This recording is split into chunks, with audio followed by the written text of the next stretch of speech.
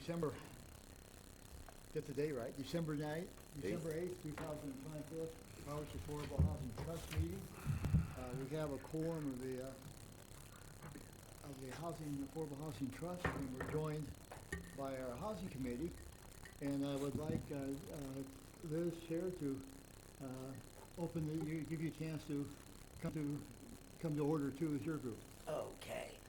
Welcome to the joint meeting on December 8th. I have a quorum of 4 of us, so we are all here. Good. Thank you very much for joining us. This is I'm looking forward to the discussion. First on public comment.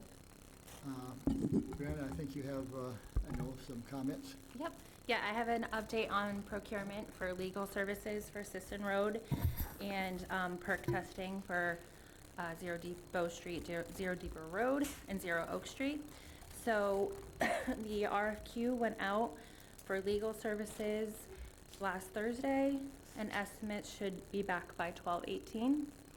And for the site work, RFQ will be going out Wednesday with estimates due 12/24, so Christmas Eve. Great. Yep. So we can report back our next meeting then. Yep, correct. Okay. I do have one question for the trust committee members.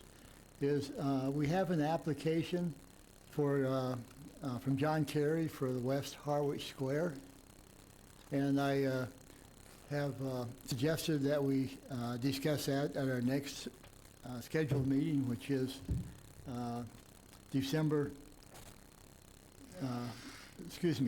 January 5th, 2026 already.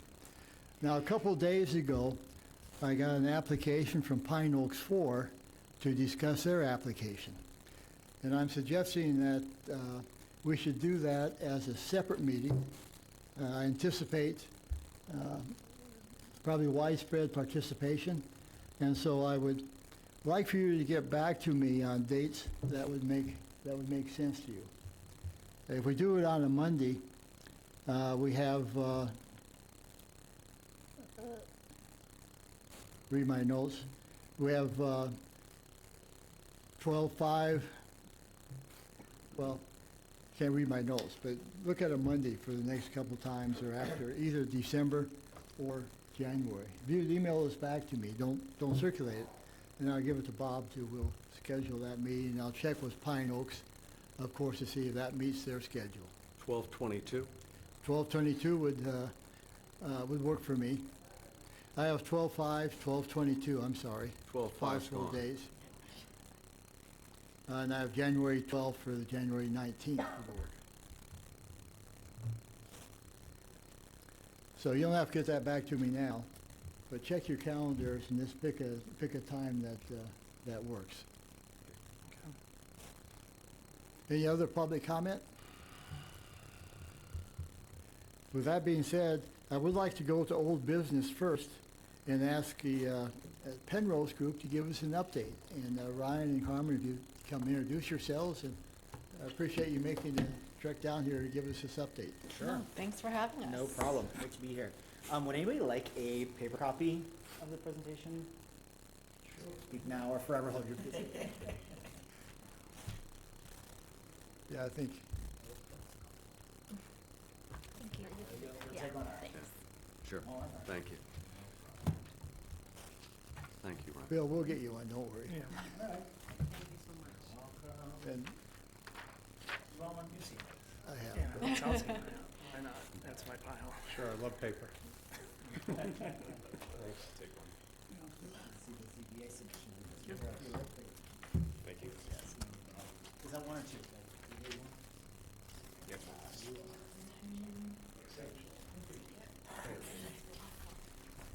Thank you, Ryan. All right, no problem. Well, thanks again for having us, everybody. Great to see you. Always great to be here.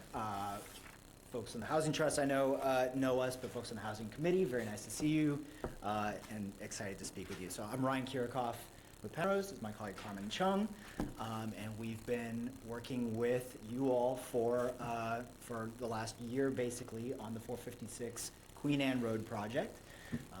Housing Trust owned land. We were selected. We were grateful to be selected as the developer in the summer of 2024, if memory serves. So happy to give you an update today. This is going to be, we'll look at some updates to the drawings since the last time that we've been here. We'll talk about the schedule, next steps for this project, and also formally make our request to the Housing Trust for $500,000 in Housing Trust funds to be used as part of the development budget here, okay? So with that, I'm gonna click through. Again, this is a slide folks have seen before, but this is our team. So Carmen and myself here from Penrose, obviously. Union Studio Architects are the architect of record on the project. Crowley Cottrell, our landscape architect, and Bowler is our civil engineer on this project. Okay? And I think folks generally know who we are at this point, but for folks who maybe are not as familiar with Penrose, we're a national developer of mixed income and affordable housing.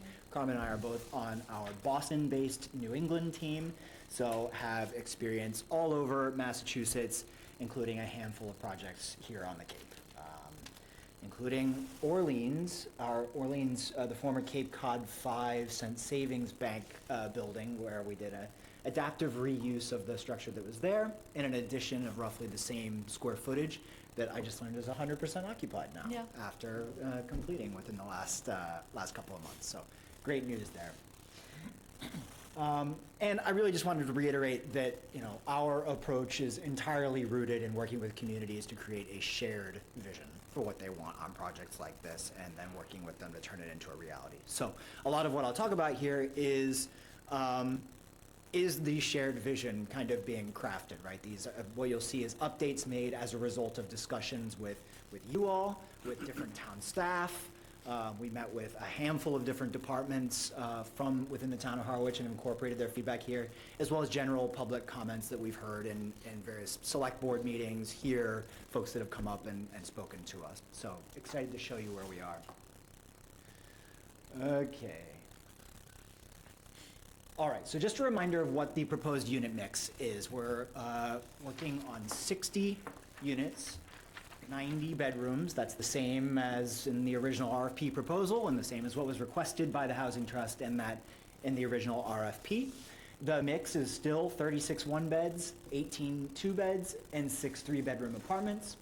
The only tweak here, it's still the same number of overall affordable versus what we call workforce. I'm putting air quotes around workforce, and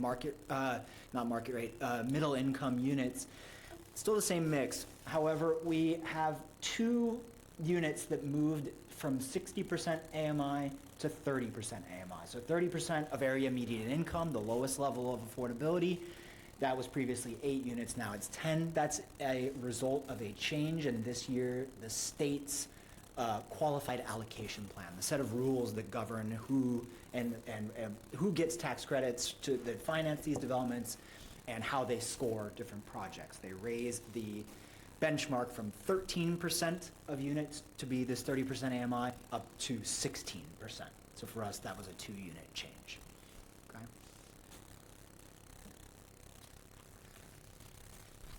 Dramatic pause. All right, so let's walk now through the site plan and explain some of the changes that have taken place over the last year, really, since our initial concept that we described. So this is the parcel everybody knows, the southernmost of the 2 that were acquired by the town. What you're seeing here, this is the same old survey that was actually in the RFP and was kind of our basis of design for that original, what we'd call a conceptual plan. That's what we sent in our RFP response. That's what we've reviewed with you all here before, is a concept based upon admittedly a very limited amount of information that was provided in the RFP. So, and on the left here, this is the concept that we presented in the RFP response and in previous meetings here. Hopefully you'll recognize it. So just to show you what the steps are, more or less, for architectural and civil drawings in between the RFP response and a closing and construction start. So all you've seen so far is conceptual. Today, what we're going to walk through and what we submitted to the Board of Appeals is the schematic level of drawings. The difference is it involves, it takes into account everything we have learned to date from various studies, explorations, testing on site. So we did a full survey, a tidal survey out on site. We did geotechnical testing where we had boring samples taken at various points across the site in order to understand where you can build, where it's not a good idea to build, where there's different types of structural, work that's needed. We performed a phase 1 environmental site assessment, or ESA, where basically identifying potential risks from an environmental standpoint, where there might be old soils that were dumped on the site, or waste from former rural usage, or something like that. So cobbling together all of that, putting that kind of the reality check, sense check into our drawings, and then also incorporating feedback we heard from you all and from the various town agencies that we spoke with. So that's where we are. And here's the before and after of this process. And I'll talk through kind of the key moves that took place here for the site plan. So we heard 3 big pieces of feedback. The first was a desire to move the entrance to the site away from the intersection at Queen Anne Road and 124. That came from the general public, it came from you all, it came from the select board, and it came from the fire department. So you'll see that in what we've submitted to the Board of Appeals, we've moved it significantly down away from the intersection to the right, as you see it on the page, or to the east. The second was mostly from the fire department, a desire to have really a straight path into the site with reduced turns for their equipment, a reduced overall number of turns throughout the site, but especially for that immediate entrance. Previously, we had this kind of dog ear right at the start. They also asked for that straight, continuous path to provide access to a future other use at the north of the site, whether that's a second phase of housing development or something else. That was a really clear piece of feedback we got from them. Okay, so that kind of dictated the driveways as they're drawn here. We also heard a desire to preserve as much of the wooded buffer around the site as was possible, and that's always a goal of ours too. We always want to keep as many trees as we possibly can. You may remember hearing our landscape architects talk about that, and they like being brought on this early in the process so they can help incorporate that in our plans. But when you look at these surveys, or even if you're driving by the site, whatever, you can see that the buffer is mostly concentrated along Queen Anne Road. It's more kind of grassy in the interior of the site, but it's quite wooded along the Queen Anne Road edge. So we pushed the site plan partially to the north to avoid and preserve that wooded buffer, especially given that it's around the entrance to the site. That also helpfully steers us out of the steepest grade changes on the site. If I skip forward 2 slides, this is a portion of the topographical site survey. This is just the southern, call it half, but Queen Anne and Pleasant Lake, you can see from how tight the lines are at that southern edge that you kind of reach a plateau if you get past that first kind of 30 yards of the site. Yes, sir. Brian, can you talk about what the setback is on the western edge of Route 124 Pleasant? So on the western edge, I'll stay on this larger site plan here. So the edge was designed to comply with the zoning standards for a side lot, which I believe is Should be 20. Someone here knows. It's 20 feet. One of the waivers that we are requesting from the zoning board is the fact that we've been told by various lawyers, counts as a front, even though it's not actually the front of this development, it counts as a front on the street, in which case it would be a 50-foot setback. So that's one of the waivers that we are requesting in our ZBA submission. It strikes me as being incredibly close to 124, and the previous schematic was not. Yeah, I don't like that. heard and understood. I will note that there is a grade change on that level. I believe the built plane is considerably higher than the street, so there is going to be some natural separation But we're also happy to talk about other, barriers. We'll do as many plantings as we can to kind of separate and give privacy to the folks that are living there in those units. But thank you for the comment.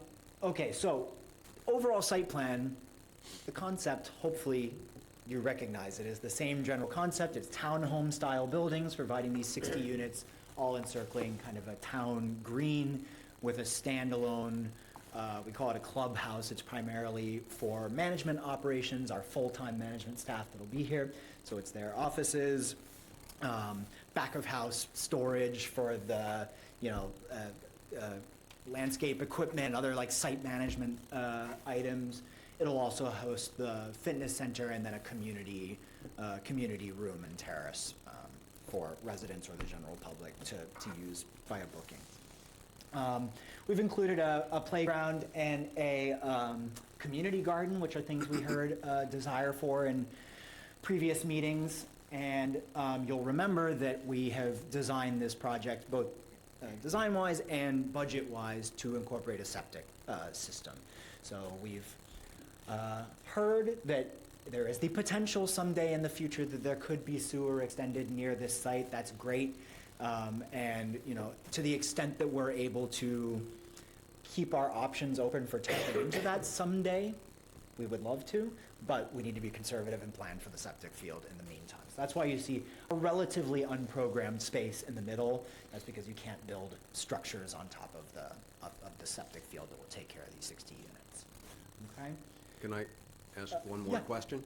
The shift seems to, the new design seems to increase the potential for solar.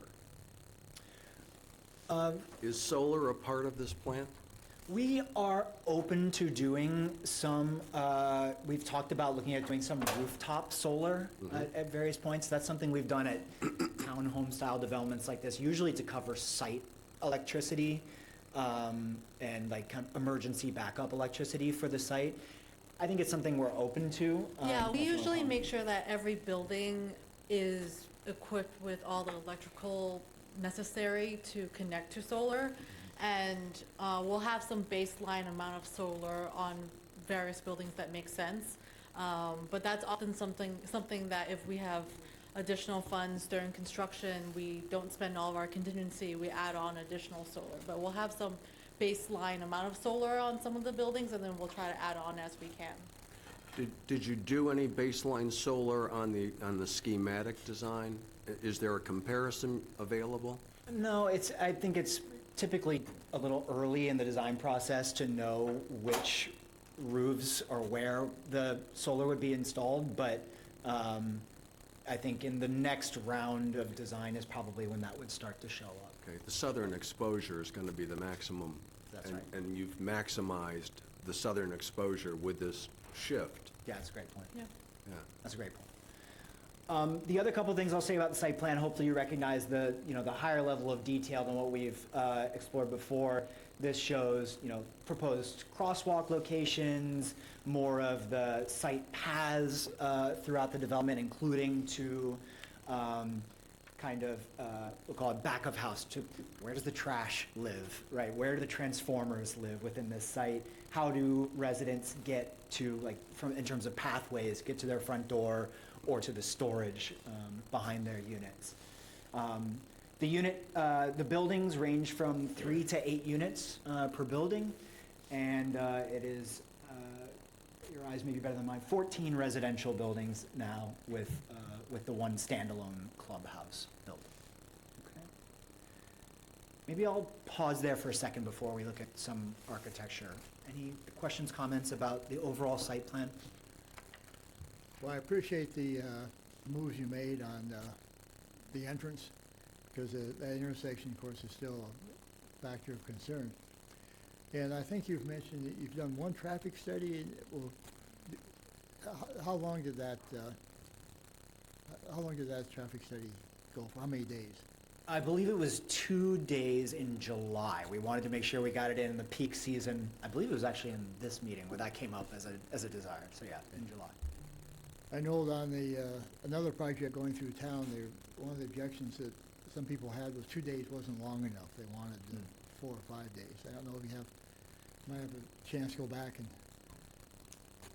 Yeah, so I again, think just to, generally, the traffic study is to assess kind of what potential peak and kind of non-peak conditions look like. So additional days will give you additional data, but it's still gonna be an analysis of what they think the peak day, like you're just extrapolating from, from yeah. a small And days it's if, are you looking at weekend days, so you're gonna do 2 days of the weekend and 2 days of the weekday. So they do all that, put that into their model, and we can talk to traffic Yep. consultant to see whether that would add additional kind of layers of data, Would add integrity, or any things like certainty that. to the Yeah, outcome. so we can speak to them about that. Yeah.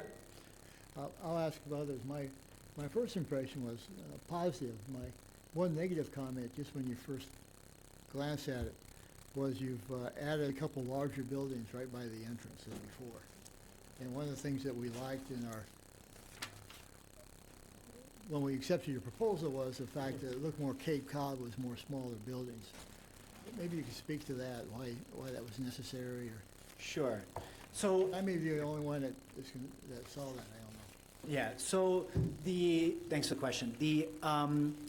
In the initial, conceptual drawings, I believe the building with the largest number of units was 6, and now there's 3 buildings that have 8 units, if memory serves.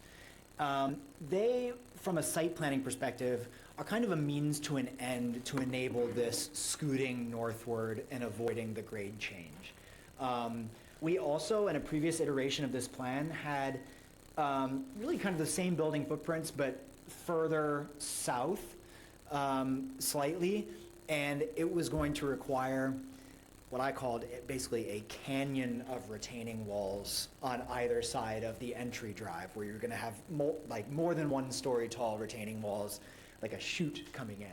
So kind of combining a couple of those buildings at the southern edge, including the one on the bottom right, that was 2 4-unit buildings basically, then were redesigned as an 8-unit building, was meant to facilitate, number one, avoiding the grade change, not having these large retaining walls be the kind of entrance to the site, and then ensure that we could still keep a comfortable distance between each of the other buildings on the site, because we think that's important just in terms of the overall design feel that you're talking about, the Cape Cod feel.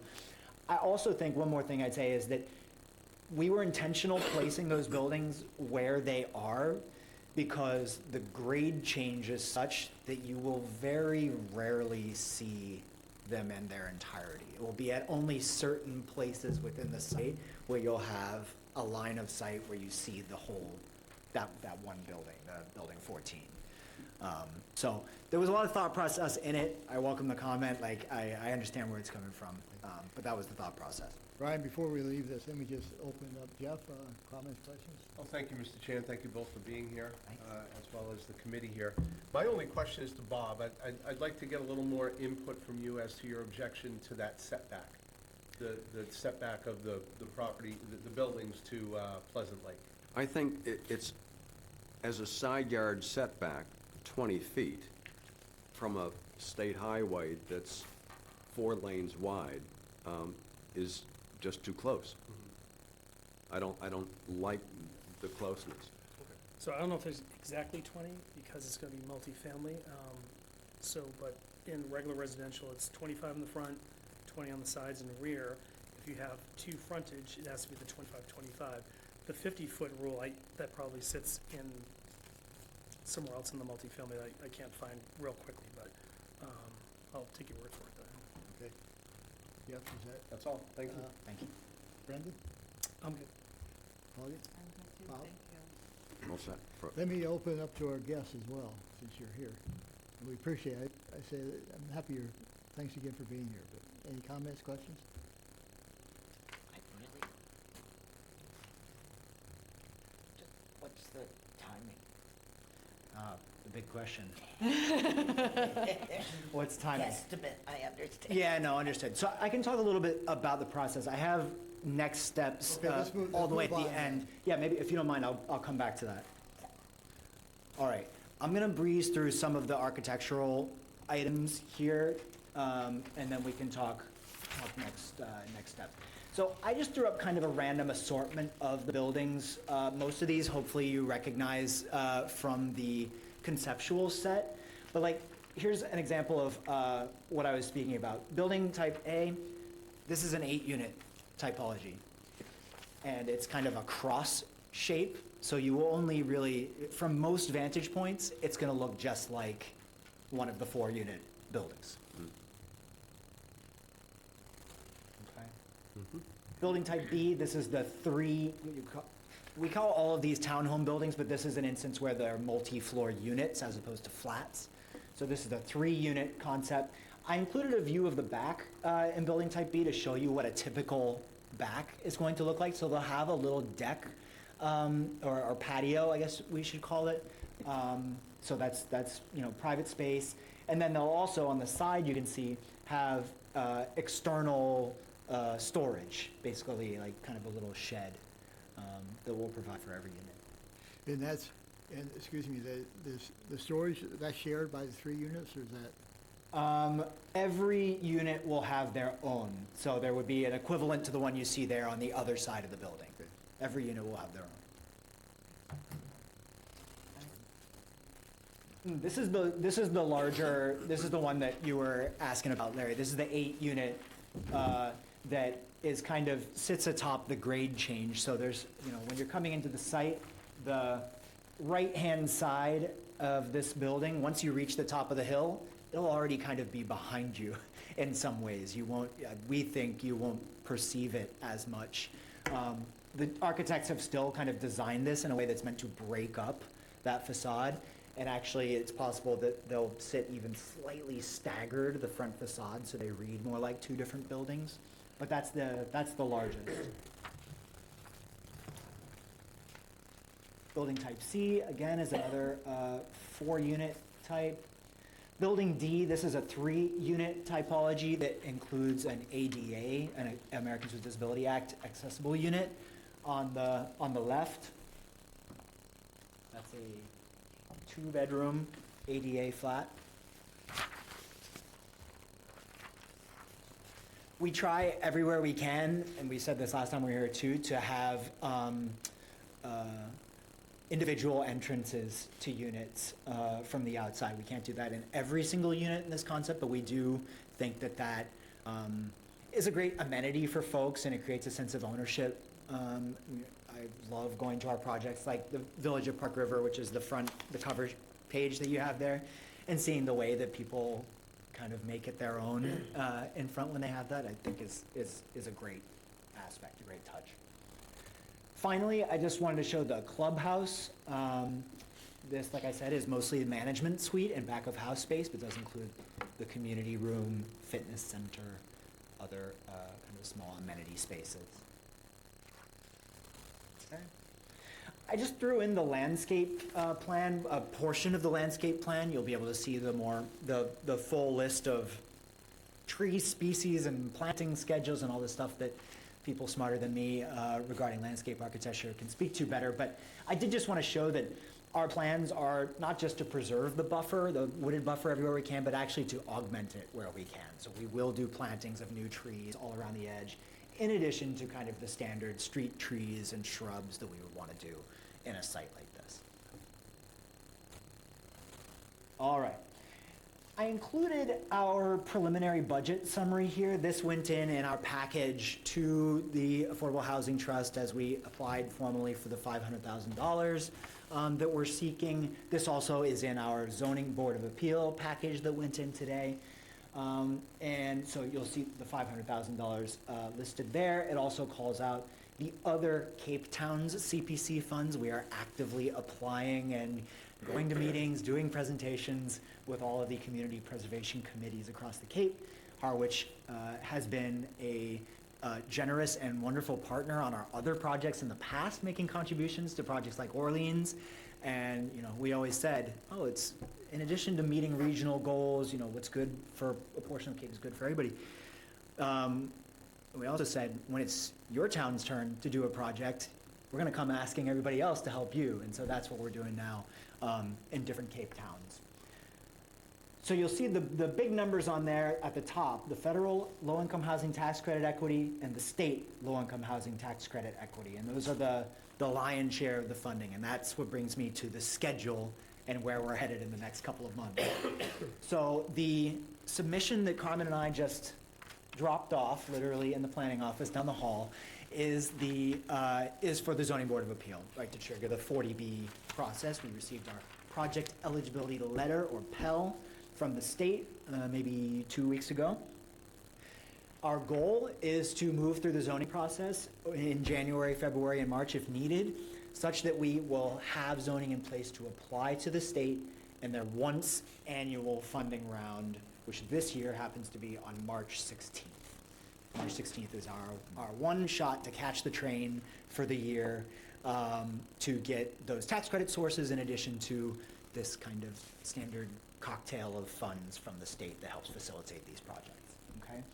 So once that application goes in, we enter a little bit of a holding pattern for a couple months. They usually take 2 or 3 months to release decisions.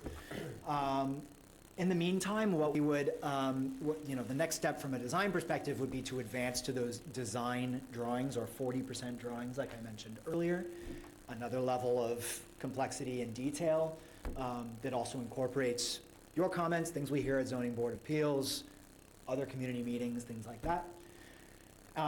We'll also do the recommended environmental further investigation of those piles that I mentioned before. We have some follow-ups to do out on site to better understand exactly what's there on the site. Right? So I only wanted to put the immediate next steps on here. You were asking for the punchline.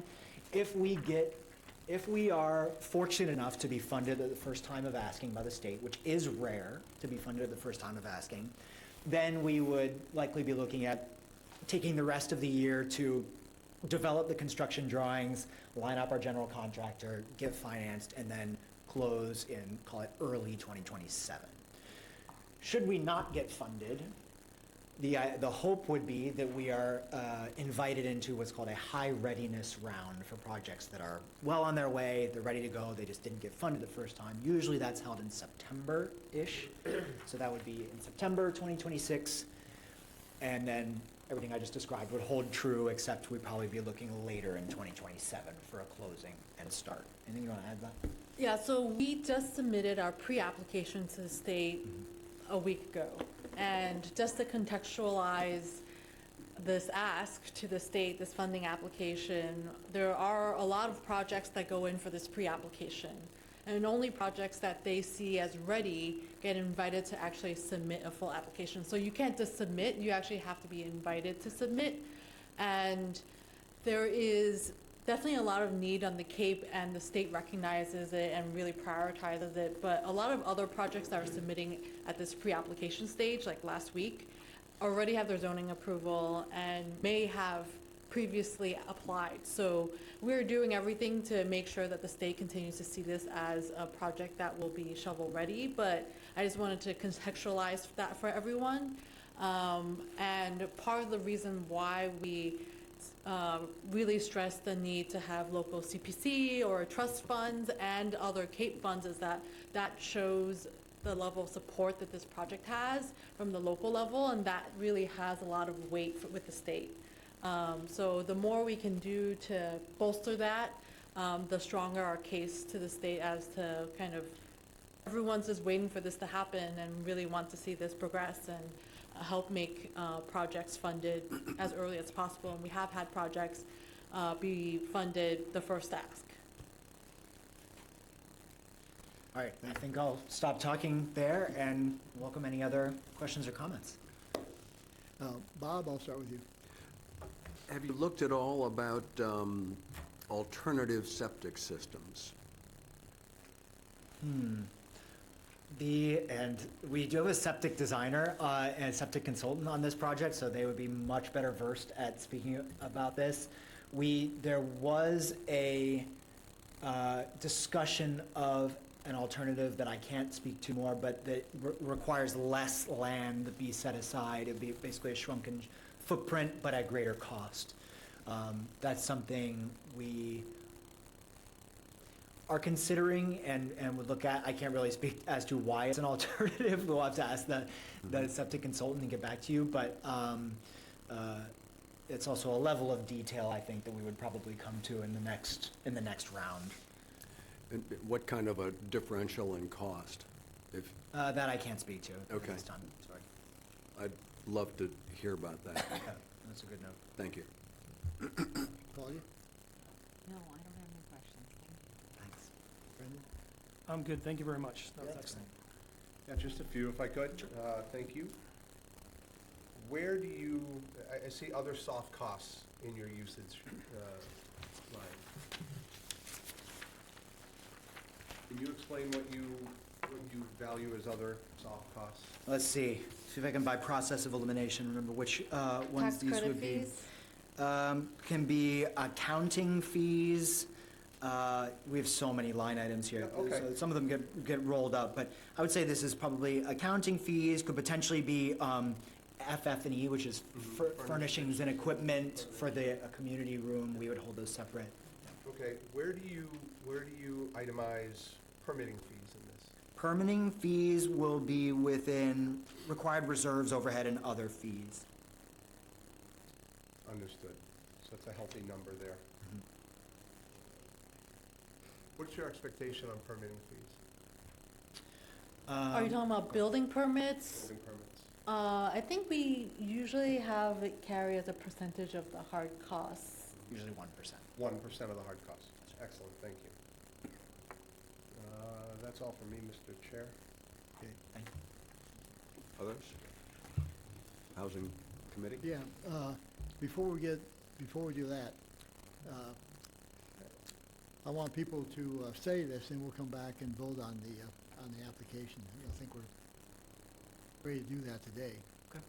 What's your timing? I think your hope is to get to the ZBA in January.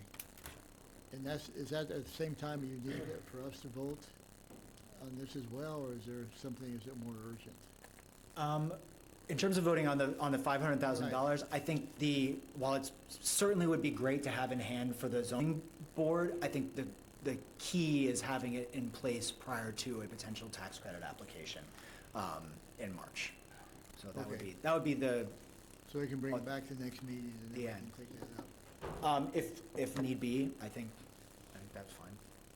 Okay. Obviously, we would welcome a vote in today, but. I think part of it is that when we put together our capital stack for the tax credit application, if we have to change what is represented as sources, then we'd have to do some figuring out how we would replace that source to show a financially feasible project, because the state wants to see, like, what are the sources, and if you don't have them committed, then they're like, oh, you have a gap, so how are you shovel ready? So Right. that's just part of the analysis of what we have to do from a Okay. timing perspective. Well, let me throw that back then. You know, at one point, I know we were not able to vote, and this was specifically stated on the agenda that we do that. And it doesn't have to be specifically stated anymore, it's my I understanding. think a reasonable understanding by Reasonable the AG is understanding. that if it's on the agenda, we can We take a can vote. Yeah, I think we And can. so is there, what's the consensus? We've known this for a long time. Do we want to entertain a motion to move ahead? Is that a motion, Claudia? So I make a motion that we, are we agreeing to actually do it? So to fund the $500,000 as discussed in previous planning steps Okay. from the trust. I'm not sure that we can do that yet, because we haven't published the application. I just received the application 2 days ago. Okay. So I need a legal opinion here. Someone willing to play Well- lawyer? Don't think it's legal as much as how comfortable we are.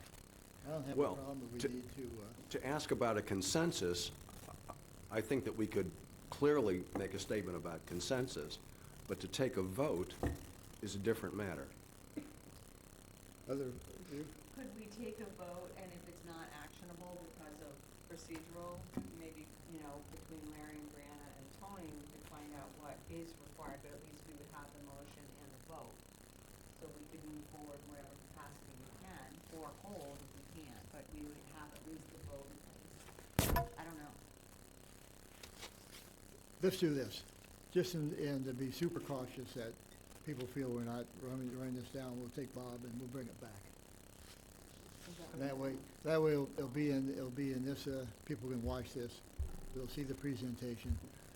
It'd be better to move it, I mean, I think we're comfortable with it. Yes, I think so. Just to be super cautious that people don't feel we're ramrodding this down there. Bob? Mr. Chairman, if you were to ask me if I were inclined to agree to that notion, I would say, without a doubt, absolutely yes. Yeah. I think there's a consensus that way, because we've discussed this many times. I don't think that's the Well, issue. And if you want to ask the rest of the members, they might have a similar opinion. Well, let me ask it differently. Does anyone not agree with that? If, Mr. Chair, if I may, if one or more of the board members are not comfortable at this point, then we should postpone. And I'm hearing that one or more of the board members may not be comfortable, and that's okay with me. I saw the application. The application looks fine to me. I'm just one. But I think at this point, if we're not all comfortable, because we want a 5-0, Well, we want a 5-0 on this. and that's why I said, this, I agree. let's get it out and do it. Okay, we'll bring it back then, and we'll get it done. No problem. And hopefully in December, on the 22nd. you said. If we come back on the 22nd, we'll make that as, we'll do that. If I may, Mr. Chair, what was the date, through you, Mr. Chair, what was the date that you We're would like talking- the commitment of this? I was looking at December 22nd. No, I'm asking the Penrose group, what the date for them, for the commitment of this. I think if we could do it in January, you'd be comfortable Yeah, with that. that's fine with Okay. us. Right, thank you. Okay. Brianna? I just want to make a comment before they leave. I was able to drive through your Wareham development on my way back from my son's game in Westport yesterday, and it was beautiful. Nice. It was, yeah, it was a great development. Yeah. Yeah. Yeah. Quite frankly, I want to move there. There's no yard. All right. My You may. people, you go first. The project looks great, and Thank I definitely, if I were voting, or not, but I wouldn't have any problem with it. But I do have a couple concerns. And some people in this room is going to hear, has already heard this speech, and you'll hear it again, and you'll probably hear it more times in the future. Because these units are built on slabs, the availability of storage is limited. Now, I'm a firm believer, even the most limited of us on the planet have stuff. We all have stuff. And where are we gonna put our stuff? Okay? And unless you're gonna provide a good-sized storage facility, shed or whatever, stuff is gonna wind up outside. Every family unit is gonna have a barbecue, gonna have lawn chairs, gonna have stuff.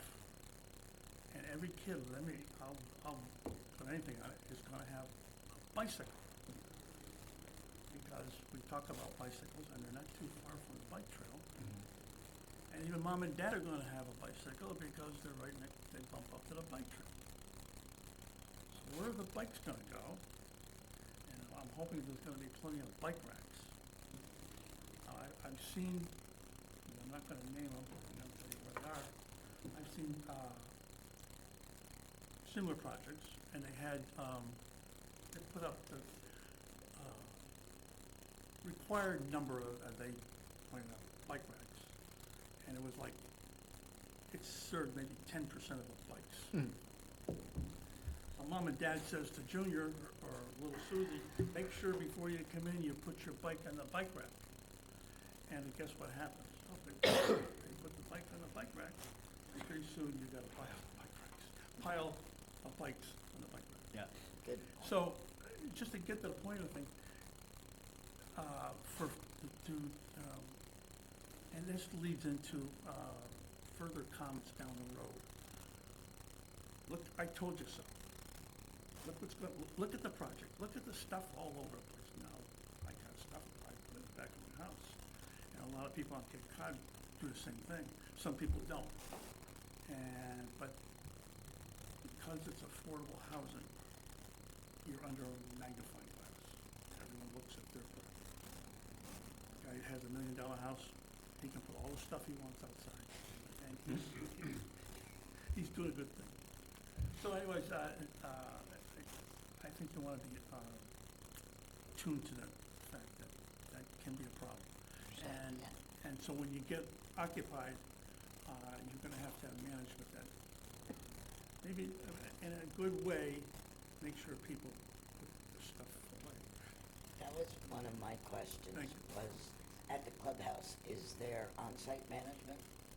Okay, and then, my other question was, there's only one ADA unit? How many buildings have that ADU unit in it?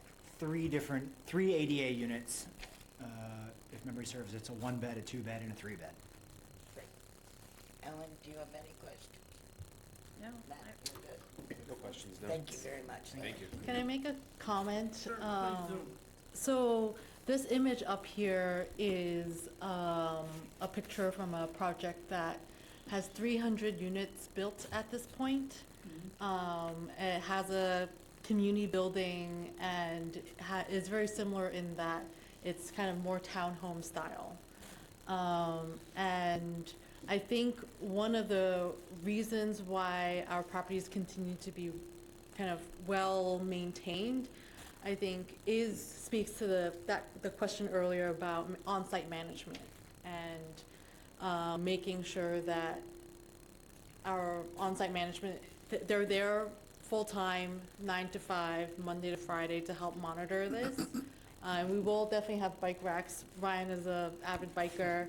We'll have as many as makes sense to fit on the site, because we know biking is kind of in the culture here.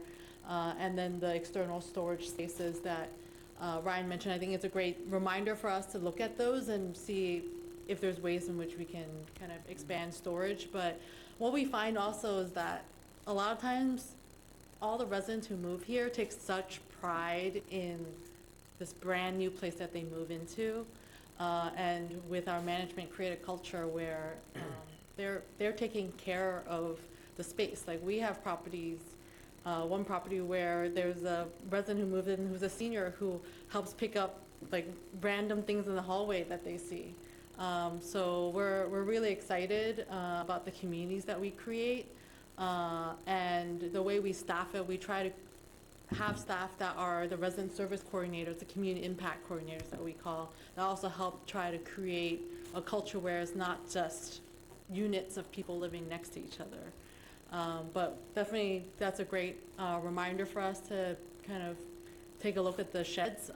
But at this property, Village of Park River in Hartford, we've had this property for the last 5 to 6 years operational, and that hasn't been an issue.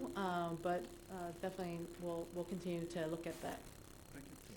Can I, Okay. Sure, Bob. one more thing. I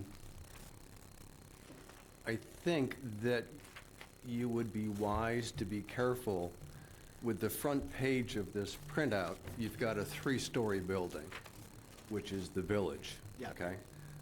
I think you should lose that, because there was a lot of angst about 3 stories that Pine Oaks 4 went through. And we aren't doing 3 stories. That's right. That's We're correct. doing 2 stories. And I'll tell you, for our Board of Appeals meetings, we will have renders of this project available by then. Thank It's you. not complete. Well, thank you very much. Thank you all very much. Nice to see you all. Awesome, thank you. Thanks. Great seeing you. See you.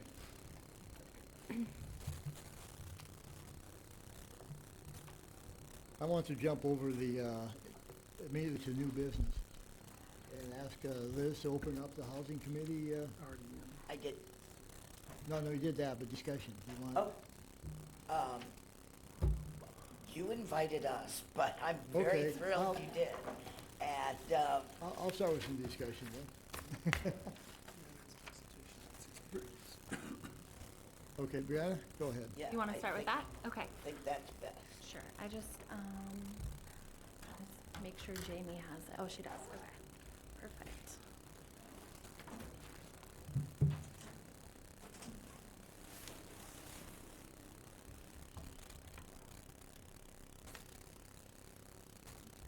Hold on, Fran, I just gotta share it for the meeting. Sure, that's fine.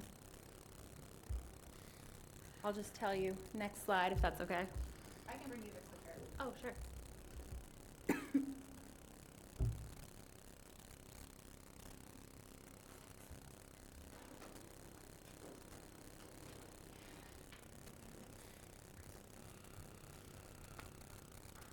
Thank you. And it's the back of the room, back there. Yep.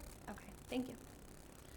All right, so I'm going to present a overview of seasonal communities designation created under the Affordable Homes Act and what that specifically means for Harwich.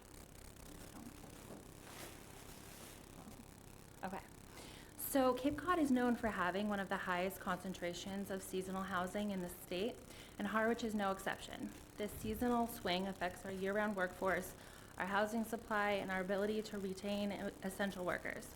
The state created the Seasonal Communities designation to help towns like ours address these challenges in a structured and supportive way, with access to tools, resources, and funding that specifically target year-round housing needs. Okay, so the state established a classification for municipalities with extremely high levels of seasonal or vacation housing. A town is designated as a seasonal community if more than 35% of its total housing units are used for seasonal, recreational, or occasional use. Harwich exceeds this threshold, with 38% of our housing units being classified as seasonal, which means we automatically qualify under the state's criteria. This map and list show all the towns that automatically triggered the designation due to their seasonal housing levels.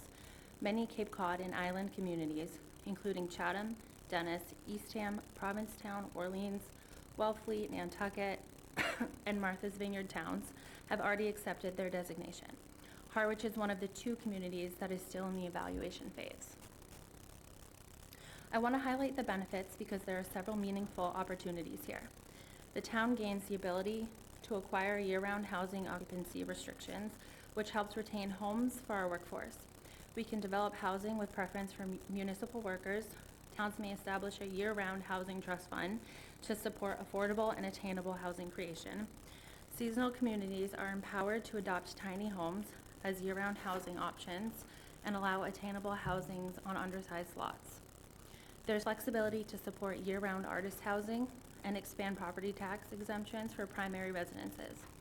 And importantly, the state has set aside $2 million to be shared among communities that accept the designation. These funds can support housing initiatives directly aligned with our needs.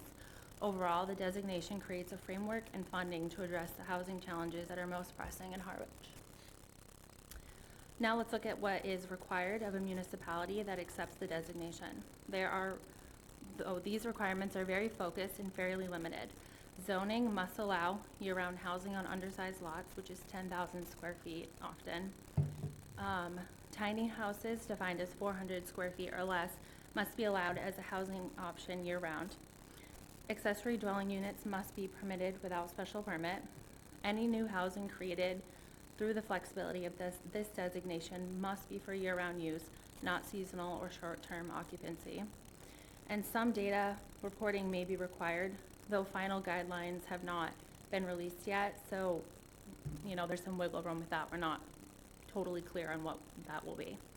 Overall, the requirements are specific but manageable, and they align with many conversations Harwich is already having about modernizing its zoning. And I just want to note that all units created under these flexible zoning rules must comply with building code and all applicable laws governing wastewater and sewer systems. So the timeline, accepting the designation begins an 18-month window for Harwich to update zoning bylaws to meet the requirements I just mentioned. This is a generous timeline, and it fully supports a thoughtful, community-driven process. During this period, we can develop a working group that includes the town planner, myself as housing advocate, the zoning compliance officer, and other committee members. This structured approach would allow Harwich to modernize zoning in a way that aligns with our short-term housing goals and reflects community feedback. To stay updated, the state has created an informational hub that tracks seasonal community guidance, draft regulations, and upcoming updates. Public comment on the draft regulations close on October 31st, and we expect the final regulations to be released in the coming months. Once the final version is available, we'll have a clear roadmap and can update the board accordingly. I did find out a few days ago that they're actually bumping that back again, so we won't have them, I know, we won't have them by the end of the year, but they should be here soon. They're working really hard to get them out. But I am happy to answer any questions you guys have. Yeah. Thank you so much for that. On the one bullet that says require occupancy restrictions, what have you seen for examples of that? Or something that would be? Well, there haven't been any that have been rolled out through this Oh, because okay. it's not out yet. But a lease to locals program is something that would be aligned with that. Okay, thanks. Mhm. Anything else? Sure, if I could. Sure. Thank you. Thanks, Brianna. So the year-round occupancy restrictions, communities can acquire legal restrictions that require certain homes. How are those homes determined? I'm not sure I understand exactly what you're asking. Who determines the certain homes? So it says, communities can acquire legal restrictions that require certain homes to be used as year-round primary residences. How do we identify those? Maybe another way of asking it is, how do we identify which homes we're going to require they be used as year-round primary residences? I think we could develop programs that people could then enter through application. I don't think we're just like placing determination on income levels or, yeah, I'm not sure That's an interesting question, because yeah. I read that, I think, Jeff, I read that a little differently I'm asking. as a percent has to be identified, not that you have to identify specific homes. So we could use potential shy list houses to be identified as homes? No, well, that wouldn't make sense, because these are private, let me make sure I understand this, right? Are these privately held homes that we are then now able to designate as, and place legal restrictions on privately owned homes? No, we wouldn't be restricting anyone's home that didn't want it. So it would be a partnership with the town. If that's what they wanted, they would be coming to us. Okay, so the Yeah. homeowner would come to the town Correct. and say, and then what does the homeowner get from that? Well, it's more what the community would get from that, and they may be able to seek some funding from us through a program, like an incentive program. I know we give tax credit, so that Yeah. would be probably one thing that they Yep, could that could be benefit. one, absolutely, and then we could do some sort of incentive program, Okay, yeah. which brings me to the next question is, if town funds, state funds, there's a lot of wording in here that troubles me, just from the perspective I'm coming from. If town funds are used, or trust funds are used as this, or state funds are used for anything, that typically triggers a lottery kind of situation. Not always. Not always. Yeah, not always. A lottery situation is based on the program that they're applying for. So like local action units or LIP, you're going through a state program that one of the requirements is a lottery process, but that's not standard for all. In the end result is to get on the shy list. And the end result is to get on the shy list. Not necessarily for this. Not for this. No, not for this. No, for what you described. Yes, But for what you yes, described. absolutely, yeah. Okay. Mhm. Okay. Let's see. Communities may adopt housing preferences for local essential public employees like teachers, first responders, public works staff. Sounds great. In properties that they acquire or develop. Can I get an example of a property that that if the town acquires or develops it, the town would have discretion in determining who is an essential public employee and must comply with fair housing. So I guess my naive question is, don't those two things intersect? Is it if it's town-funded? Like, for example, say the Elbow House, just making it up. Yeah. It's a town-owned building. Mhm. If the town wanted to create housing for its employees, its essential employees, why couldn't we do that without this seasonal designation? It's a good question, but I think Elizabeth may know the answer to that more than I do. If the town is going to, well, actually, potentially you could, I guess. Yeah. But it would be all town money. It couldn't come from the trust. Sure. It would just have to be like town general fund. Well, that's why I took out, But that's insane. And the housing authority would run it? No, So the who- housing authority wouldn't run it Yeah, so who because would run it? housing authority is a state Right. agency that only runs the properties owned by the state. hold on. So If we can just go back to my first question, and you said that would be insane. Right, What would be insane? for the town, Harwich, to try to pay for its own municipal housing. But, But that's what it says here. If I, No, not, I think, I'm not trying to be difficult. no, I understand. Trying to Yeah. understand. Yeah, I get, well, there's also a lot of things that haven't rolled out yet, so I think we'll have more information when the final regulations come out to speak on specifics like that, but my thought is that there would be more external funding that could go towards municipal housing rather than the town having to foot the bill themselves. right. And where would that extra funding come from? Well, there will be state funding that will come down the line with us. I just wanted, And that wouldn't, sorry. Go ahead. There's too much going on. Go ahead, Yeah, Larry. sorry. I'm gonna have to leave, unfortunately. I have another- I guess that, But Meeting over. before, no, because it's a great discussion, because Jeff, you're getting to a point that I was interested in as well. And that is, if you read these, the dot points, attainable housing, new category of up to 250% aid, the AMI. Well, what that leads us to, I think, is a discussion of the Housing Committee of affordable versus attainable housing and the sources of funding for that. And, correct.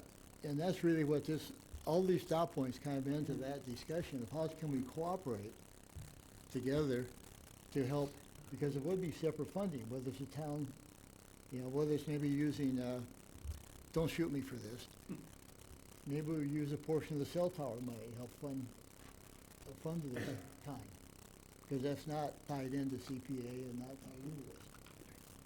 Do we need to go to town meeting for a budget request for some money for housing? But if this comes through, we don't know, as Brianna says, what the final is gonna look like, but if it does allow us to go after, and we don't know, and 250%, Brianna explained to me, that's, for me personally, that's too high. I mean, almost everyone's, That's the first thing I thought. maybe like 150% makes sense. But we Sure. can, but that's a town prerogative. We can. And that's a town prerogative. Right. That was my next question. That's a is town prerogative. The town can set that. Yeah. And so I think this discussion, we probably need several of these joint discussions on how we can move together on what's called attainable housing and affordable housing. So those are great questions. I just wanted to build on that. And to that point, and I know you have to leave, so who's taking over? Brendan is. Oh, all right. So we're in good hands. We are. Thank you. I had another committee I need to get to, so I was hoping to get that, but. That's okay. Sounds I good. think my overall point to this is, I'm not sure at this point, without more information about, as you put it, the rollouts and things hadn't really happened yet. My interest is to not give the state more control over our housing stock. Yeah, Any discretion whatsoever over determining how we choose to use our seasonal community tools. So can I just add, Yeah. I understand that completely.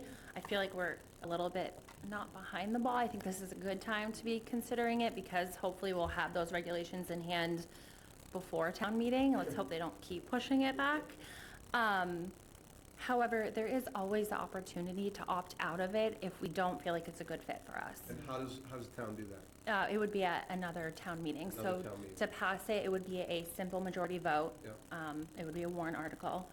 And then to get out of it, it would be the same. Can I mean- Mhm. can I make just one, Yeah, one sure. last comment? To- Give You us- don't have to do that. I To can, Jeff's point and to discussions on attainable housing, there's, as far as I know, there's nothing would stop us from making a move towards that now as a town, Mhm. regardless what the seasonal community thing happens. You know, we can go to town and say, we need to create a fund for attainable housing and see how that goes. So, real quick before you leave, I thought this was a great opportunity for the housing committee to tackle this with Brianna. I mean, obviously, we're meeting, we have a lot on our table, on our plate. I just felt like this would be great for you to dive into it and come back with a comprehensive report that we can present to the select board and you can present to us, because we have a million questions to sort out. And I think by doing this in our open meetings over the next 5-6 months may not be the best idea, but if it's something that you want to tackle with permission or whatever permission you need from the select board, because you're an advisory committee to do so. But then work with Brianna, because she has a really good handle on it, but you could do some of the legwork, and that'd be a good charge for you. But that would be if you wanted to do that. Well, that's been our plan the whole time. Yeah, Unless the select board comes to us and says, hey, can you do this? Then we serve Brianna. Or you guys if you came and asked for him. So, but I do think that we should be focusing on attainable. We've all discussed that because, you know, affordable, capital A affordable, you guys have a great committee now. You figure, you know, and you're running well. So we don't need to touch that. But what is changing right now in housing in Massachusetts is the understanding that attainable is crucial. And Provincetown started it, and they did it before seasonal communities. They created a year-round fund where they got money from various sources. And that was part of proving, I think, to the seasonal communities that they might as well include it instead of having to have each town do a home rule petition or whatever, because it works really well. And in addition to that, what we're working on at the county, as a member of the housing committee, let me fill you in on what the county is doing. The county is filing a home rule petition for the county, mainly to support the towns, for a transfer fee. Meaning that if towns opt in, they can get a percentage of the money paid to the price of the home during a sale. A percentage from 0.5 to 4% can go to the town for either their affordable trust or their year-round trust. And the only requirements are that basically that money has to be used for housing. You know, whatever way, whatever rules the Affordable Housing Trust has and the Year-Round Housing Trust have, that's how they can spend the money. Otherwise, it's really not, you know, everybody understands that we're trying to keep away from requirements. Because when they first brought up some of these ideas, as Brianna knows, nobody was interested because it did take away so much town choice. Now everything is pretty much town choice. I mean, and you still have, they can tell you have to let ADUs, but you still have to follow the Board of Health. They can't just build an ADU with you know, and say, well, I don't care if my septic's only 4, I'm putting an 8. And to Bob's point, something that is being worked on in other housing circles on the Cape is being able to get the state to approve IA systems for ADUs. Because then you don't have the problem. But right now, the state won't. Wait, say that one more time. Yeah, Would you say kind of that switch one more- gears there. Sorry. Sorry. One more Sorry. time. So stick with seasonal communities. Yeah, let's stick with that. The yeah. only requirements for seasonal communities aren't really requirements. You know, I mean, they're not untenable, they're everything we would do anyway. And if it turns out you find it onerous for some reason, the town can say, oh, we didn't like that, and opt out at any time. So, through you, Yeah, Mr. sure. Chair Pro Yeah, Tem, Yes. I'm just questioning, and I think this would be, let me, Am I, yeah. through your housing charge, your housing committee charge, the committee will recommend and advocate for town policy and bylaw revisions to expand affordable housing. I think in your charge, it's built in for you and Brianna to work on this. Yeah. I don't think you need direction from the select board, and I don't speak for the select board, I speak for myself only here, but I read your charge, I've read it multiple times, I actually wrote it, and got it passed by the select board, when I was the liaison. I don't see a need for you to come before us, or the housing, the select board, or the housing trust, to work on this, because this is exactly what your charge is meant for, is to go and find things that are going to improve housing for both affordable and not attainable at this point, right? You're the, No, it says attainable. in attainable, the sorry. charge. We So added for that. affordable and attainable. So that's number one. I don't think you need any permission to go and do a deep dive with No. our advocate over there. But I guess my overall question, and then I'll be quiet, is what does the seasonal communities designation provide us that we can't do on our own by way of policy changes? That would be the one thing, I like the blueprint, right? These are great ideas. Yes. But I'm not really interested in signing up for something with the state that through policy, if your committee brought 4 of these things to the select board as potential policy changes, which is exactly what the select board is built for, is the policy-making entity of the town. We're doing some of these already. So that would be my overall question, is I would like to understand better why we need it if we can already do it through policy changes. We can't. Some Okay. of them we can't because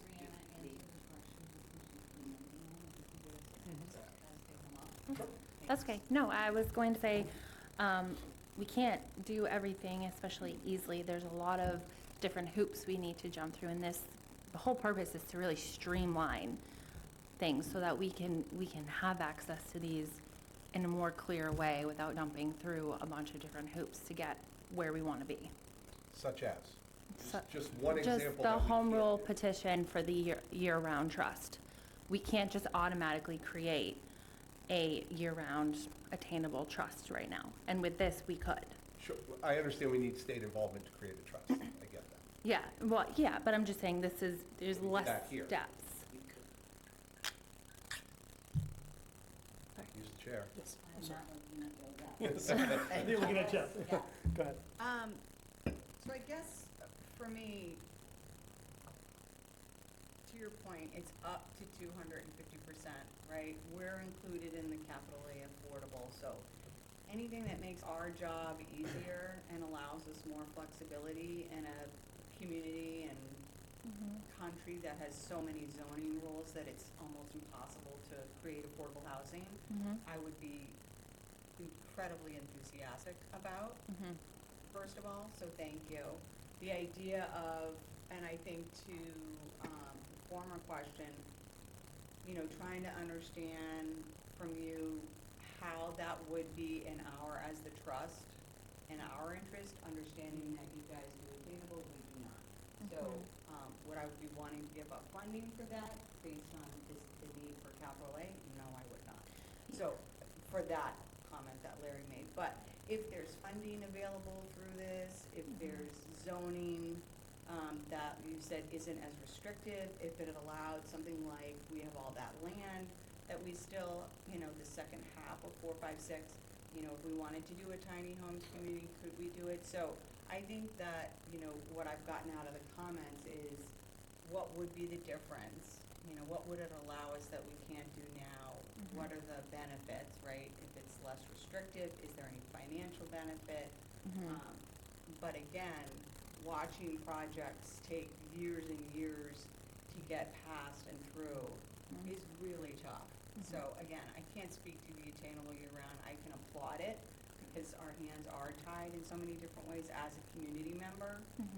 My hands are tied to what we can do to encourage year-round housing, so I'm definitely very interested in it. But from a housing trust perspective, I think it's gonna be great to just learn as it comes out and learn from you, like, what would this do for us, and could this make our jobs easier, and could we create more housing?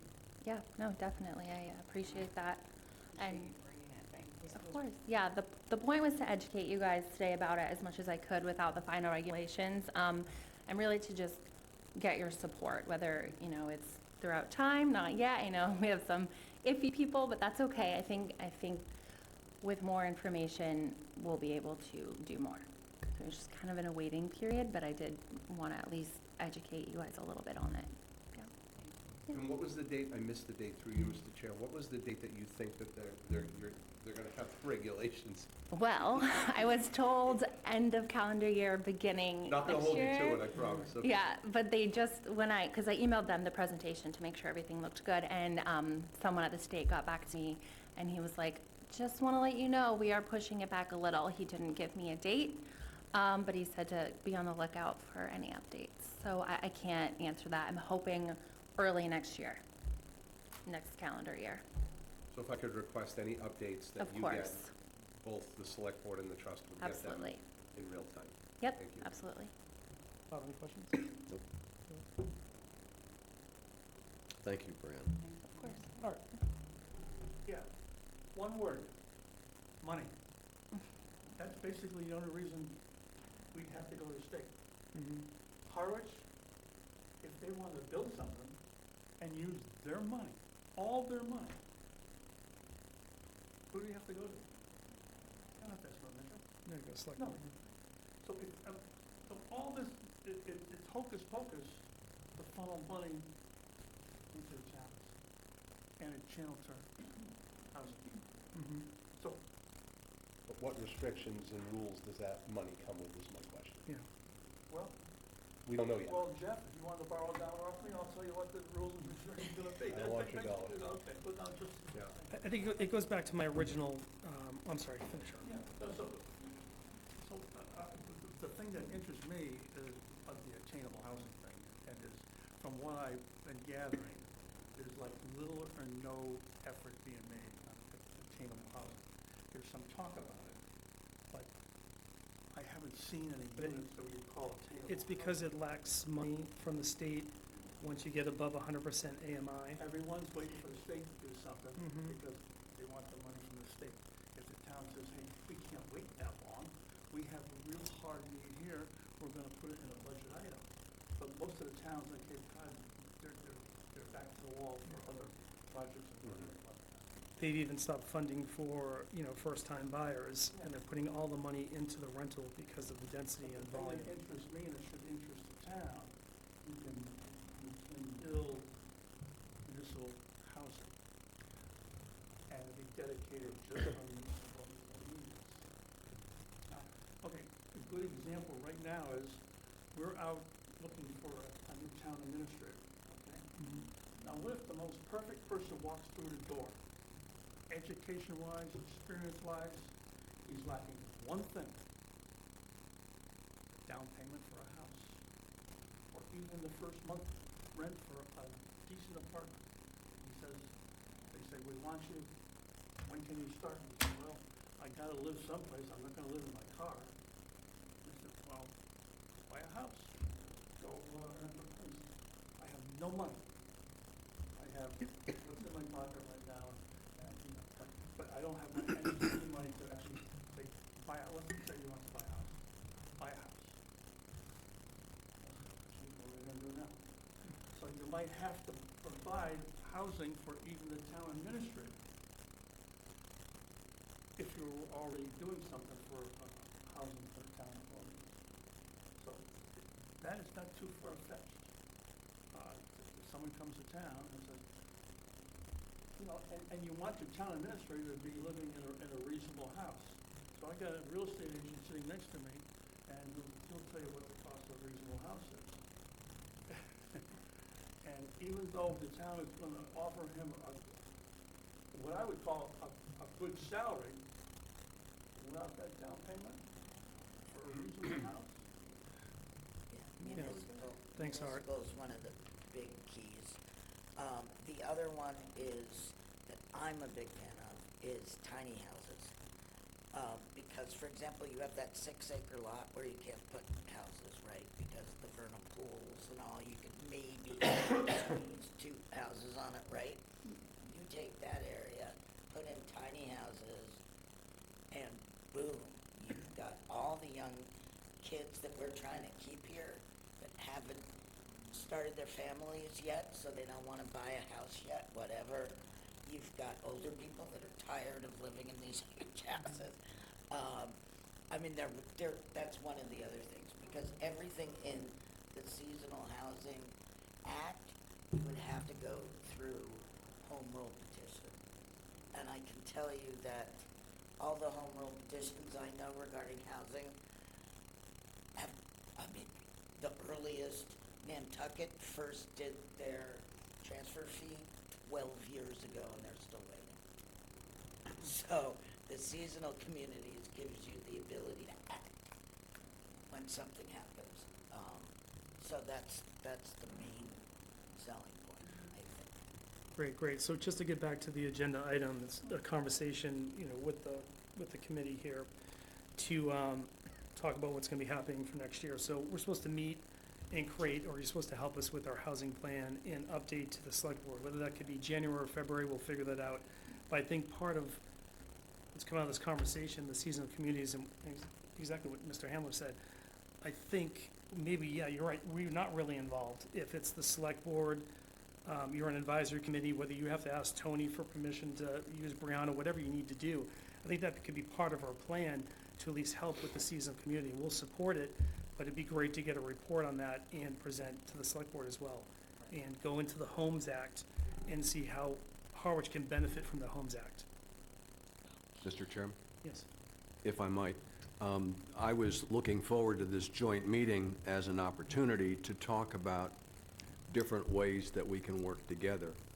And one of the things that I wish that you might be able to do is help us expand our toolbox. We're developing rental properties, we're developing possibly some home ownership properties. We've developed a rental assistance program. All of those things are great. What we haven't yet been able to do is develop a buy-down program. And if the Housing Committee were to take on looking at the owner-unknown properties, which the Select Board was talking about a lot a couple of years ago, it would be great if someone was previewing some of those owner-unknown properties that might be able to be flipped into a buy-down program for affordable housing. Now, I don't know that any work is going on that. Maybe Jeff could speak to that. Brianna, maybe you could speak to it. It's the owner-unknown properties. That's what it was talked about as, and where does that stand? Through you, Mr. Chair. Sure. Last I knew is we hired an outside firm to do title work on all of those, on the identified properties. Okay. And I don't know where it all sits right now, but I'm sure it's a huge effort to dig through and find, you know, clear title, or who owns what, and there are 10 people who own one parcel, and once they find out, I'm sure they're gonna identify all of the ones that are I guess you would say, valuable to the town of Harwich, and the select board will get that report at some point in the near future. I would really hope that the select board would provide that information to the housing committee post haste, so that you might, and maybe this isn't of interest to you, and maybe it doesn't work for you, but that's something that's not being done, and I would love to see be done, because we don't have anything in the buy-down area, and this is one way to get entree. Brianna? Yeah, I was just going to say, right now, with this market and the gap between income and the cost of homes, buy-down programs aren't successful. So I think that's part of the reason why we haven't seen that. They're not really happening in any town right now. Or it's maybe few, but it's just too big of a gap. I'm not saying that you couldn't look at it and try it. I'm just saying that's probably why you're not seeing it. Well, it was just about a year and a half ago that we lost out on a property that came to the town, and it was an affordable house that got turned over to a town employee. And that would have been a perfect opportunity for the trust to grab it and to pay down the down payment and make it affordable. But, so I think that it's possible. I don't think that we've scratched the surface of it. Maybe I'm wrong, and I've been wrong many times. Yeah, just on that property, I think it's 10 Driftwood. I think the reason that, and Jeff, you may remember, I think the reason the select board decided to move ahead with allowing the sale was because there was about $300,000 worth of work for anyone to be able to live in that home. It was totally a numbers game, Yeah. totally a Yeah. numbers game. But nobody ever asked us. Well, through you, Mr. Chair, Sure. the process would, there's a process, and that process would be for the properties to be brought to the select board, and then the select board would have to have a discussion on where they see best fit, or what they see best fit for those properties, whether it's what you're speaking of, or whether it's something completely different. But to your point, which I think is a great one, and I've written it down, that's how great it is, it's right here, and I'm gonna make sure I ask about it tonight, is, where do we stand with owners unknown? And I wait in the wings with another option for those properties once they're identified as valuable to the town. So I think it's a great idea, more vetting. What does, to your question, Bob, what does work better, and it's much more affordable? Hi, Jamie, you don't see me? It's to, somebody's gonna. That's Mary Is that- Anderson, I No, think. it's Elaine Shufflin, I think. Oh, what works better than buy-downs? Buy-downs are impossible in this market right now. But what will work on some properties is something that was started in Vail, Colorado. And the housing people call it Vail Indeed. And what that is you go to homeowners and say, we'll give you $75,000 right now, here's a check, if you agree that when you sell your house, you will sell it with a year-round deed restriction. That's all. You can sell it for whatever you want, whatever you can get for it, but it has to have a year-round deed restriction, so that's why you offer them a certain amount of money to cover the fact that they can't get the big bucks from somebody who just wants to use it 2 weeks a year. But that's actually very successful, a very successful way to use the money, and it has upped Vail, because Vail has the same problem we do, there's no land, nowhere to go. So they've done that, and they have upped their year-round housing up to above 30% when it was much lower than that. So that's what's sort of replacing the buy-down program, because it has much more success. I have to say that whenever somebody tells me that something's impossible, it really gets me going. All right, go ahead. Okay, just to clear the air on the owners unknown. we're talking vacant land, we're not talking, structures. And the person over my shoulder that wants to be recognized, Elaine Shovlin here, Real Estate and Open Space Committee, they've done exhaustive work on this over the years and presented numerous and numerous reports to the town. And the town now has those reports. And from my understanding, they're in the process of going to auction and auction some of these places off. And I think Elaine wants to speak. Yeah, she knows this. Elaine? And I mute her, I had to mute her. Here we go. Yes, can you hear me? Yes. Oh, hi. Thank you, Art. You pretty much said everything I was going to mention. Elaine Shovlin, and I am on the Real Estate and Open Space Committee. And as Art said, for years we have been working on several properties, owners unknown. We've made presentations to the Board of Selectmen and made recommendations as to which are the priorities for housing or for other, for water protection, housing, conservation. And there are other properties. Recently, another presentation was made to the Board of Selectmen with Rios in conjunction with, in cooperation and collaboration with Harwich Conservation Trust. Another list of properties that includes some that may be suitable for housing. We've been working on this for a long time, and nothing seems to move forward. So I understand now there's a question about taking over some of these properties by eminent domain.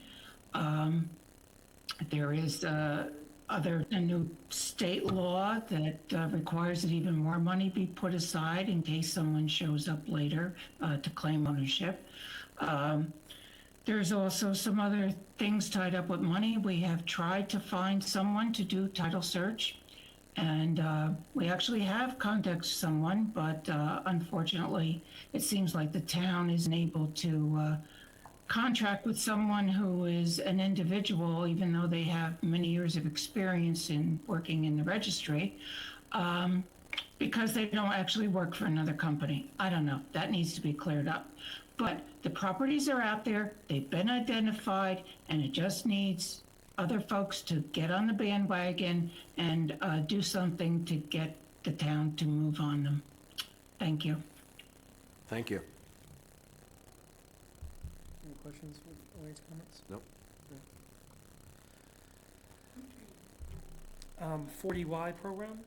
Brianna, do you want to speak to that real quickly? Have you wrapped your head around that, or? Well, similar to the seasonal communities, I didn't see that a final regulations have been released, so Not I yet. have been in touch with the state on that as well, and they are very interested in jumping on whoever has property that they think could fit for this. So if you guys felt like you had a property that maybe you would want to think about it with, we could bring that property to the state, have a discussion with them about it, and see how they want to move forward, or if they thought it would be a good site for something like this. Yeah, but still waiting on final regulations for that. And mostly home ownership for the 40Y? Yeah, home ownership. Yeah. That'd be great. Yes. So the 40Y is the tiny homes. Oh, okay, thank you. Yeah, real quickly. It's Oh, no, well, it's. starter. It's, I'm sorry, starter homes, so there's requirements like 1,850 square feet Yeah. or less. So smaller homes, sorry, Okay, not tiny homes, but smaller Mine homes. is 400. Yeah. Okay, thank you. So right here, it's at least 50% of the homes, the starter home zoning must have 3 or more bedrooms. At least 10% must be made affordable, making up to 110% of the area median income. So there's another spot where you always talk about attainable. That's another 10% you can grab or focus on. Starter homes can be up to 1,850 square feet. That's the heated living space. And starter districts must allow at least 4 starter homes per acre. So you have 6 acres, do the math, you can get a lot of homes in a lower price point. So if you think about it, someone's making, a family of 4 making $120,000 a year and 30% of their income, $3,000 a month, can they afford a home that's not priced at $650 and you don't have to even participate in a buy-down program. So it could be a lower price point for that particular person. And maybe a buy-down program can assist on that because the gap isn't so large. So, 59 just to wrap that one. to 55. How did And we the get the other agenda 28? item, was ADUs. I know we've talked about ADUs and how we can help there, but ADUs is not something the Affordable Housing Trust can help with. Because anything capital A affordable has to go through lottery. And nobody is gonna wanna build an ADU on their property, and then whoever gets to move it. Most people are building ADUs so they can downsize, move into that, and rent the house to a family, or the opposite, mother-in-law Yeah. apartment, whatever. So ADUs are really, right now, there's really nothing that the trust can do unless we do I a mean, huge buy-down. unless you find people, willing to have a lottery for their ADUs. But there's no way the trust can give money to anything unless it's got a lottery, right? I mean, capital A usually is a lottery. Yeah, I would agree with that. I think that something that the town could do, and maybe not the trust, is some sort of ADU incentive program. Usually at the beginning of construction, pre-development, post-construction, it's not, people need money before then. Yeah. We have a small window of the 80 to 100% AMI that we can participate in, but obviously we're focused on hitting the shy list, so. No, if you did 80 to 100%, then that would have to go. So, Well, it's the low to moderate, we can get into that debate on that, but low to moderate, the way it's defined, if you look it up. So if you have to be 80% or less to hit the shy list, but the trust can give assistance up to 100% AMI. So when CPC gives us funds, we have to go back to the state law, the 4455C, and we have to participate in helping low to moderate. But if we want to be on the shy list, it's 80% or less. So we do have a small window, but these programs are making the window bigger. yeah, but the problem is that window means that the ADU would have to go out to lottery. If it's 80% or less. No. I'll have to double check, I'm pretty sure, I mean, I've already, I thought it was also 80% or less. it's 80% or less, yeah, Maybe, but that's what I thought, Okay. yeah. yeah. All right, let's find out. Yeah. May I add, Art, you've had your comments? Nothing from you? I have no comments now. Ellen? No, I think if we can, I think we should push for more ADUs. I think it's a good way. Yeah. I'll jump in just because it was recently that ADUs are allowed by right now. They have to share a couple things, plumbing, electrical, septic, and like you said, just if there's any incentive for someone to kind of do that, whether it be at mom and dad's house, and because it's a lot more affordable, the land's there, mom and dad move into that, there's an incentive or something, but that'd be down the line.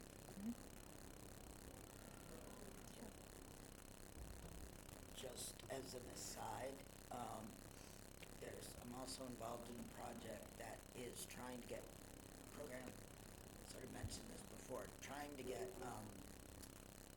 alternative septic systems, it's not, alternative wastewater systems approved so that those can be used for ADUs and also for tiny houses.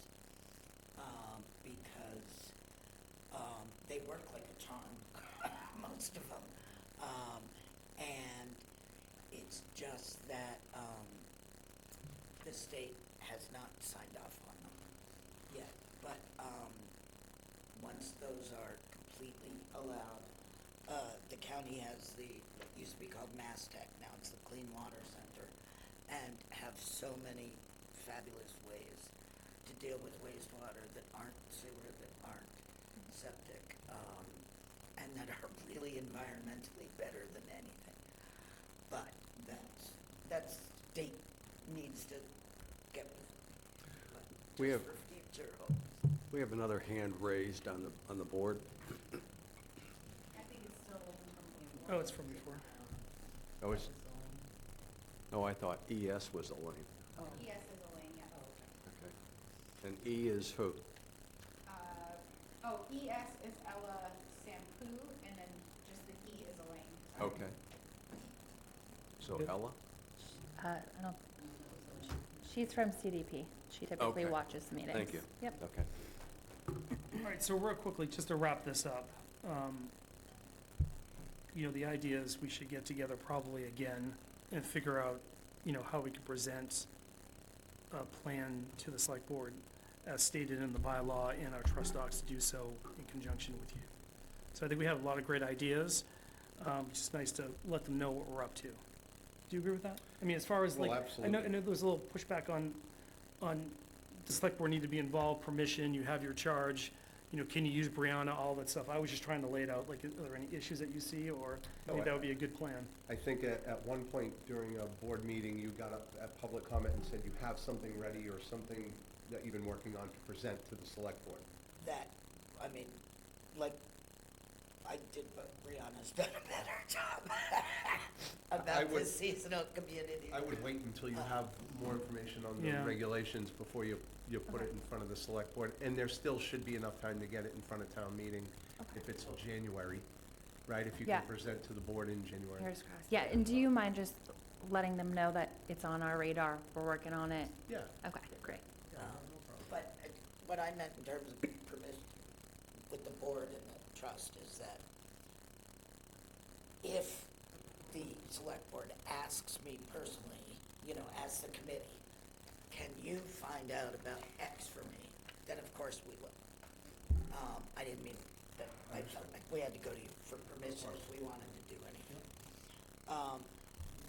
I assume you, I shouldn't assume, our schedule is that our year-end presentation to the select board is due in January. So if yours is due at the same time, we could either, I mean, I guess we could have a meeting before, right before it's due, depending on when yours is due, to compare and contrast. Or once we, maybe better is once we present our year-end report, then the two committees could meet again. Hopefully we'll have more information from ELOC.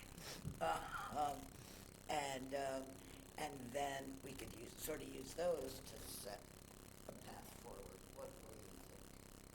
Yeah, I think, just to agree with you, Jeff, we do need more info to kind of see before you accept that designation. I mean, I think so. I think it'd be a good tool, but you gotta know what you're up against, you know, the final thing from the state.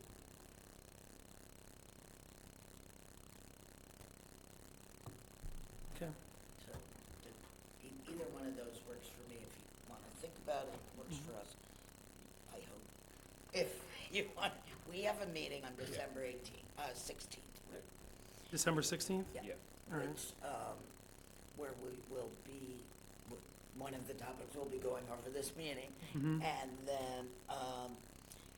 then it will be going over and creating a year-end report. So, you know, if you want to come to that, or see what we come up with, and then, you know. Yeah, I think having you back in January or February, I mean, obviously, there's no rush to get to the select board with our plan. I know you guys just reformed and you added another member, which is great. So, you know, we're late on it, but I think we can push it out to January or maybe even February. Because we got a couple of things we need to tackle in our next meeting as well. Right. So I think maybe February would be a good idea to get back together and then just maybe come up with this little plan that we can submit, you know, per the requirements of the bylaw in our trust docs. I agree, yeah. So good. Sounds good. Bob, good? Yep. Claudia? Thank you. Excellent. And then next, when I come to your meeting, we'll talk more about the 100% AMI or less and all that stuff. I can give you a better explanation for that. Okay? Yeah, I'll let you know that, yeah. It's tough to find, but you have to really dig through all the information. I'll get that for you. Okay. I think that concluded our next meeting agenda items. I think Reorganization. that's the first one I have. Larry mentioned John Kerry coming to the table with an application or discussion of, and then Pine Oaks for whether John goes first or Pine Oaks goes first, depending on what he wants to do. And then our next meeting, actually, before that one, I'm sorry, for 12/22, that will be just a vote for Penrose, but we should Mhm. probably throw the reorganization into that. Well, can I, Sure, go ahead. Larry indicated that he wanted to have Pine Oaks 4 on the 12/22 meeting, if 12/22 is a good meeting time Okay. for everyone else. He was talking about having that be the only item on that agenda. But I don't see why we couldn't consider a vote on the 456 Queen Anne Road application at the same time, just in my humble opinion. We could also push the 456 Queen Anne Road off to 1/5. Actually, I don't think it's 1/5. It would be 1/12, would be the second Monday of the month in January. Okay. Any other items? I have Sisson Road on my list as well. That needs to be back on our agenda. So it is, That has to hit in January then. it is 1/12. Yes, 1/12. So that would be West Harwich Square and 265. Mm-hmm. And we should have information back about the legal, we might be able to consider the legal response, the responses to the legal RFP that are due back on the 18th. We could consider those as an agenda item on December 12th as well. Mm-hmm. No, December. December 12th. Right. December 22nd. There were too many twos, okay. Okay, so just for clarity, 12/22 is going to be Pine Oaks 4. And Are we going to sneak in the reorganization? Leave for January? personally, I would like to see it left until July. Well, I agree. I think because we haven't done it in a long time, we should just do it, and I think you're right. It should be done after July 1st, not so much because of town meeting, but because I think our terms are usually up in May Right. or June. So it's probably the best time to do it. We just haven't done it in a while. Yep. I think we should just do it. Well- What do you think, Jeff? You can reorganize whenever you choose to. Right. If there is a stable hierarchy in place right now, which I assume you're vice chair, Yep, and I assume you're the clerk, correct. and Claudia and I are members. Mm-hmm. If that's fine with the two of you, then I don't see a need for reorganization, other than nobody has, well, let me think about this. We don't need to belabor this. Well, no, as per the trust documents, the town administrator appointed Larry, who is now the chair. So, So we should reorganize just for that no, it's been done. situation. It's been done. It's been done. Yeah. I don't think we need to reorganize. All right, it was on last agenda. It was, So, it was. what do you think, Bob? I think ride the horse we're on. Claudia? I would just double check with Larry since he's the one that put it on. Yep, I could double check. All right, so Bob, give me 12/22, Pine Oaks 4. Pine Oaks 4, RFP regarding legal services. Yeah, And Penrose, are we doing? And Penrose needs to come in there someplace. yeah, so let's do the Penrose application on the 22nd, that will be it. Does that work for everybody? Sure. I don't think it'll be a long meeting. And then January is going to be West Harwich West Square, Harwich Square, 265 Sisson. 265 Sisson. Before we go any farther, Mr. Chair, not to interrupt, but we can ask our guests to adjourn, and they can leave, yeah. and they don't have to listen to all this if they don't want You to. guys want to hang around? I don't mind. I mean, let me adjourn in case my people, you know me, I hang out. But do I have a motion to adjourn the housing committee? Yep. Do I have a second? I'll second. All those in favor? Aye. Thank Thanks for coming. Thanks, guys. Thank you, Thanks. thank you. Nice to meet you. All right, so I think we have that settled, and one thing we didn't get to in old business, we skipped over, it was review and vote on minutes from November 10th, 2025. Bob? Mr. Chairman, I have some questions on the minutes that I would like the opportunity to review before we vote on them. Agreed. Thank you. Sounds good. Motion to adjourn. Second? Second. Okay, very good.